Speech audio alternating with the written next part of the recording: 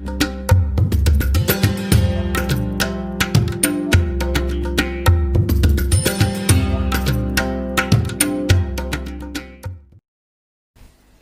ciri utama orang soleh itu kalau kebenaran tidak mendominasi bumi ini. Jadi ciri utama orang soleh itu seperti itu. Makanya kenapa saya milih manhaj. Tentu Habib Soleh tidak harus niru saya, karena antar orang alim tidak boleh saling mengikuti. Tapi juga seterusnya nggak boleh saling ganggu. Saya itu ngaji di mana-mana itu guyon, karena bapak saya suka guyon, Mbah Mun suka guyon. Alasannya bapak dulu sederhana. Orang sudah nyari hiburan dengan maksiat, sehingga agama ini harus membawa keceriaan sosial, membawa keceriaan hati. Karena Allah ngendikan kul bi fadlillah wa bi rahmati fa bidzalika falyafrahu. Orang tuh harus senang dengan kebaikan. Orang happy dengan tolal badru alina, happy dengan manakibul akhyar, dengan fadhailul akhyar. Karena orang di sana sudah senangnya itu kalau ada maksiat. Nah sekarang agama dibawa orang-orang yang tidak menyenangkan juga. Ngaji teko wis merengut. Ada muridnya salah duduk marah, salah posisi meja marah. Lalu orang-orang kan mikirnya kan, daripada ngaji dimarahin terus mendingan ndak kan gitu. Makanya Nabi itu paling marah itu kalau satu kebaikan jadi problem. Mu'ad bin Jabal itu pernah ngimami lama sekali, dan yang makmum itu akhirnya mufarokoh. Dulu belum ditemukan fikih, tapi orang ini sudah berani mufarokoh. Jadi ini termasuk mujtahid. Sebelum tahu Fathul Mu'in, tahu Wahab, dia sudah berani mufarokoh. Jadi sudah luar biasa. Karena bangsa ibadah yang agak-agak ngawur itu tanpa diajarin sudah do pinter sendiri. Dia mufarokoh. Ketika dia mufarokoh, komentarnya Mu'ad, dia munafik, sholat belum selesai kok mufarokoh. Singkat cerita Mu'ad melaporkan itu ke Rasulullah. Si tukang penggembala ini juga melaporkan ini ke Rasulullah. Tapi apa kata Rasulullah? Yang Rasulullah itu yang bela, malah bela yang penggembala tadi. Afattanun anta ya Mu'ad, kamu itu tukang fitnah. Agama ini kalau kamu model begitu orang lari. Basyiru wala tunafiru, yassiru wala tu'assir. Padahal ini baca Quran panjang, harusnya akan ibadah.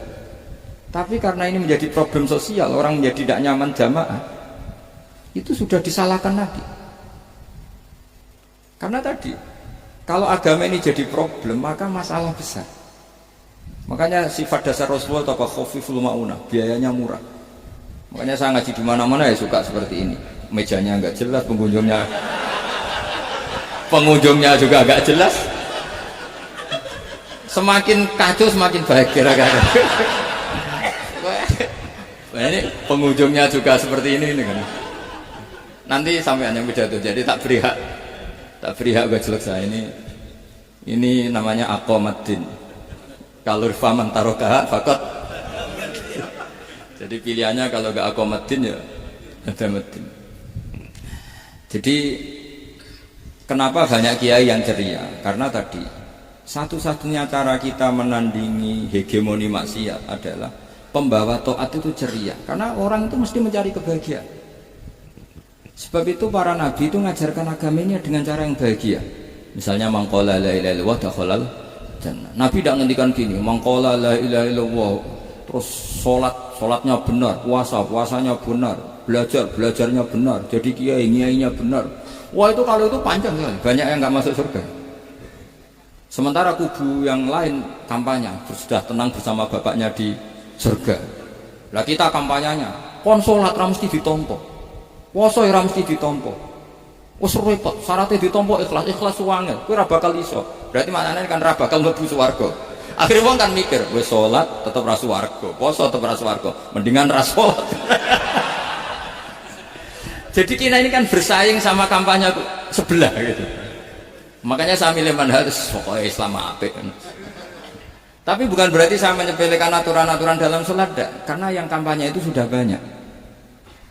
Biasanya kiai-kiai sing kereng kampanye tentang sing kereng-kereng itu saya manfaatkan, ya sudah, itu bagian jenengan. Jadi orang itu harus mikir. Agama Kristen itu diterima di Eropa di mana-mana. Di antara sebabnya adalah karena orang dijamin masuk surga. Orang kayak apa faseknya tetap kalau mati bersama. Kita enggak, sudah kiai, sudah mulang terus masih didoain. Semoga amal baiknya diterima, amal buruknya masih ngebar apa? Dan itu santri saya nanti kalau ziarah saya tuh, ya Allah ampuni Gus Bah ampuni.